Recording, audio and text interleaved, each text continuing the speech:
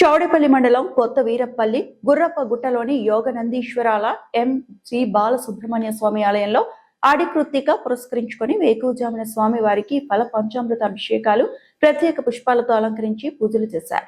చుట్టుపక్కల గ్రామాల నుంచి తండోపతండాలుగా భక్తులు పుష్పక విల్లు సమర్పించి స్వామివారికి మొక్కులు చెల్లించుకున్నారు. ఆలయ ధర్మకర్త నడింపల్లి పురుషోత్తమరాజు ఆధ్వర్యంలో భక్తులకు మౌలిక వస్తువులు ఏర్పాటు చేసి అన్నదాన కార్యక్రమం ఏర్పాటు చేశారు. చెక్క భజనలు, కోలాటాలు విధంగా సాంస్కృతిక కార్యక్రమాలు ఏర్పాటు చేశారు.